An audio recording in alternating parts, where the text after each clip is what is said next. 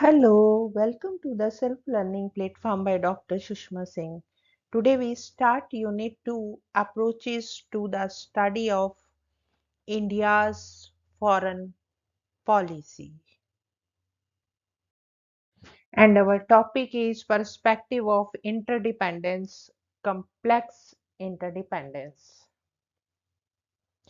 Another view and which has gained currency is that there are deep connections between the domestic factors and foreign policy priorities and conduct of India.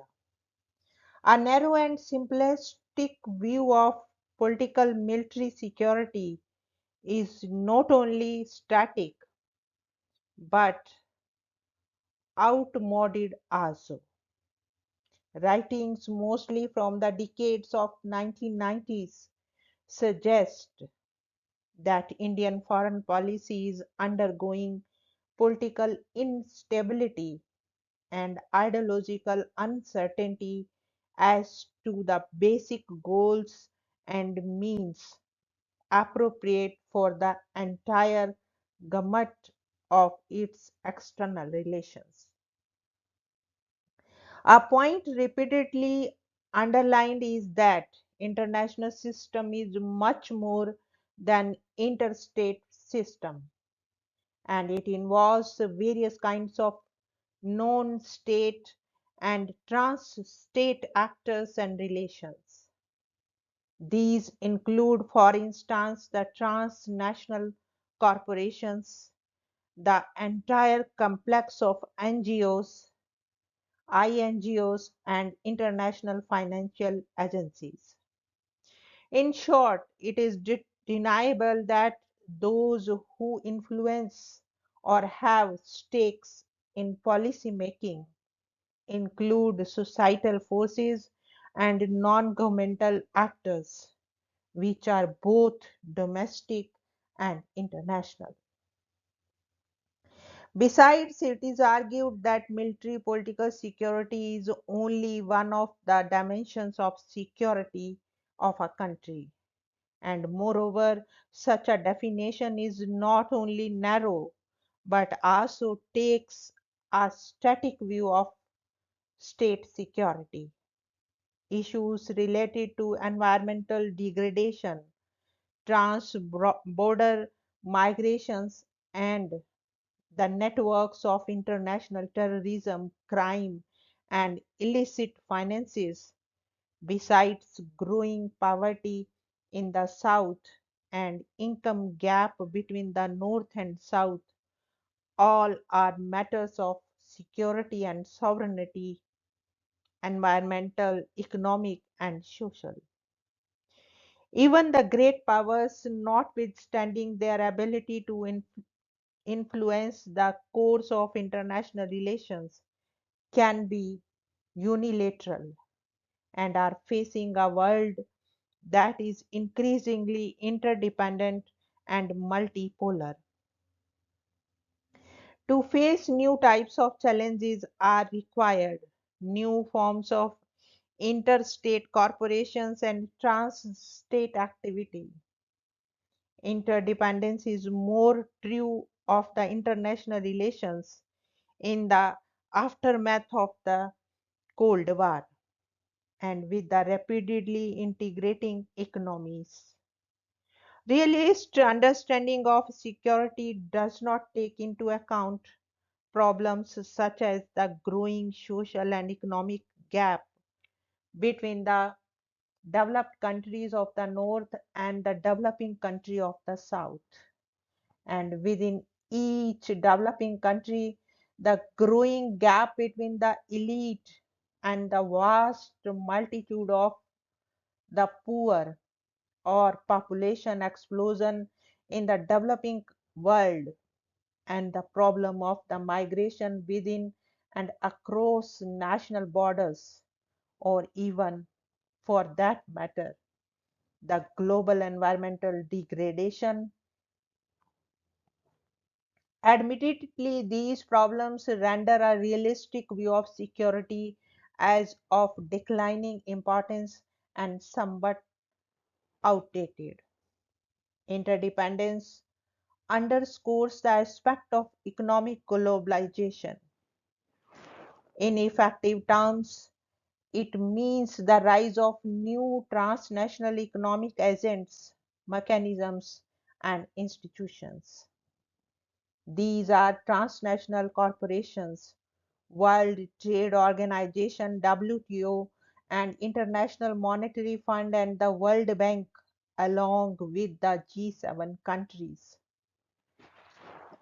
Patterns and volumes of capital, technology, control regimes, economic and increasingly political and social conditions attached to loans and assistance or access to the markets of developed countries, and concreted pressures built by industrialized countries, importantly US, through the WTO on developing country economies to open their agricultural, industrial services, and financial sectors to global financial and economic actors, all mean that the notion of economic sovereignty has become outmoded. A number of militarily strong states have experienced economic regression, even collapse in the 1990s. A major challenge for Indian foreign policy is how to intervene in these emerging international economic institutional patterns. In other words, India's foreign policy in the present and in the future will have a large economic content. Put differently, what should India's place in the global economy be? The question has become as important, if not more important, than the goal of a great power status. Geoeconomies has taken precedence over the geopolitics. National security is today closely related to the prosperity and standard of life of its citizens. In view of the above, it is argued that the India better rid itself of the realistic framework and thereby of great power status. In the first place, in our increasingly interdependent world, even great powers are not able to influence decisively the course of international relations. This is true even of the US, the sole superpower which perhaps had exercised a greater influence during rather than after the Cold War. Other great powers, including Britain, France, and potentially Germany and Japan, have even less influences today.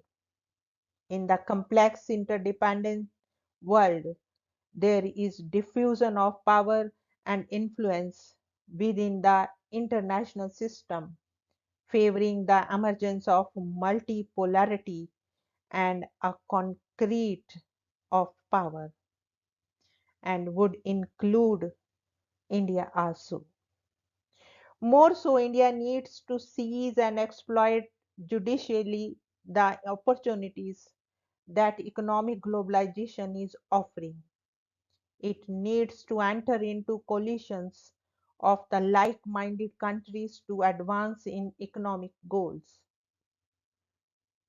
Indian realists have paid a good deal of attention to China as potentially a great power, even as a future superpower. It is suggested that India can advantageously build economic bridges with China while resolving the border disputes in a pragmatic give and take fashion. In contemporary times, geographical contiguity need not produce a naturally adversarial relationship. On the contrary, it can be the beginning of trans-border trade, investment, and integrated production system.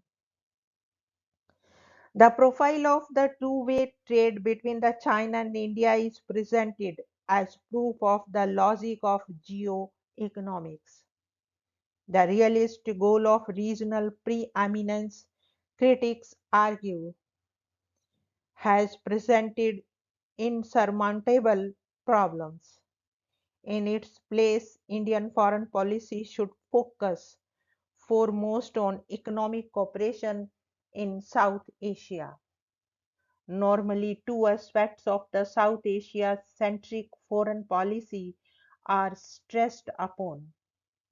In the short and medium term, it is stressed that relations with Pakistan be managed in a tension diffusing manner so as to gradually transform that relationship. India may as well launch a peace offensive towards Pakistan through a series of confidence building measures, reciprocal arrangements for verifications of nuclear and related issues, greater civil society interaction, etc. The second element in this view is to realize the goals of South Asian economic cooperation. In the absence of the robust South Asian Association for Regional Cooperation SAARC, not only the economic diplomacy to interact with other regional economic forums, such as the Asia Pacific Economic Cooperation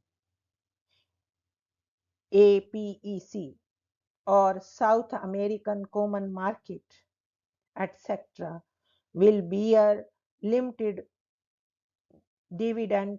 India's own search for regional preeminence gets pushed that far into the future.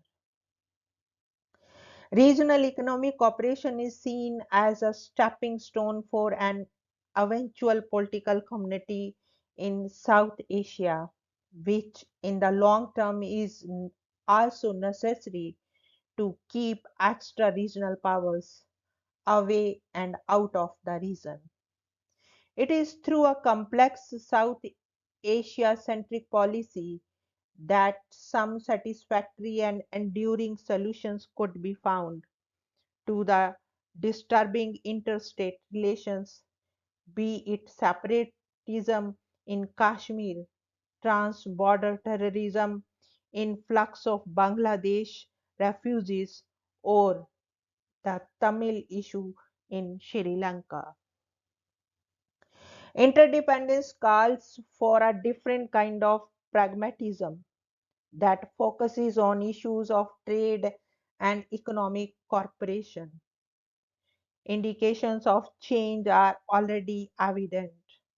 For instance, the role of economic ministries in the making of foreign economic policies has increased, while the Ministry of External Affairs, especially India's diplomatic missions abroad, are playing more the role of a facilitator. Among the domestic constituencies impacting the foreign policy, the role of corporate sector is on the ascendance.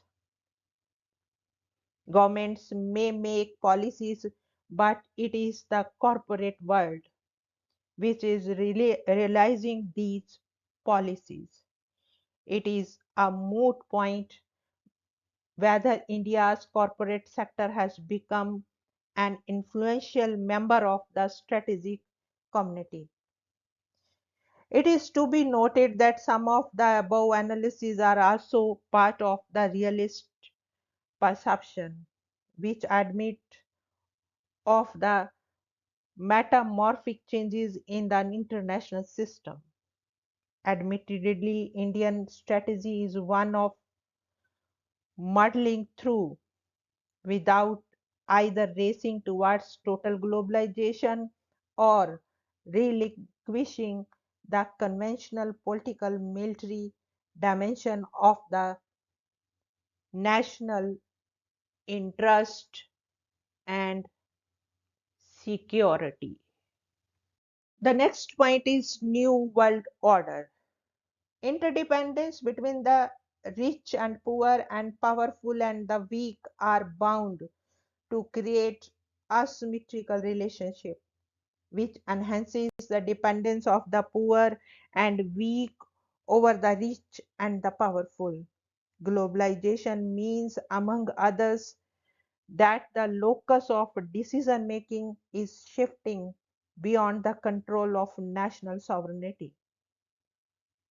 Diminished autonomy in international relations means loss of decision making powers not only in economic but also in political sphere, whether it is policies of investment, import of technology, or even foreign aid. Conditionalities which are not only of economic but also of political and social nature are being attached. Conditionalities are intrusive and strain the democratic process of contestation and consensus, rendering governments not only powerless but also unpopular and illegitimate. Equally deleterious are the consequences for societal cohesion and stability. Internally aligned consensus and ideological preferences are being given to go by as internationally prescribed, uniform, and standardized formula are being adopted in economic, political, and social areas by countries one after another. Self perception and self confidence of people are on the wane and paving way for bitterness and discontentment, leading to outbursts of chauvinism, fundamentalism, etc. Diminished status in international system and the pressures coming from the US and other great powers at the IMF or World Bank are impinging on the domestic economic and democratic processes of India too. Globalization is singularly the most important dimension of the new hegemonic world order that the advanced capitalist countries led by the US are imposing on the countries of the South, including India. One significant consequence witnessed is the rolling back of the Nehruvian framework of the Indian foreign policy. Not only has the international public space for India shrunk gravely, but also the autonomy of action and the ethical dimension of its non aligned foreign policy. More dangerously, the US led New World Order has put the concept of nation state in the countries of the South in serious crisis. Several states have dissolved, others have been intervened in the name of general well being and protection of the populations. The New World Order threatens the adusely built national consensus on an interdependent foreign policy, national security, national unity, and a democratic order. Critics portend the dangers of the New World Order for India and warn against national goals and aspirations becoming hostage to US unilateralism and conditionalities of international institutions. Now we are winding up this lecture. Thank you so much for your attention.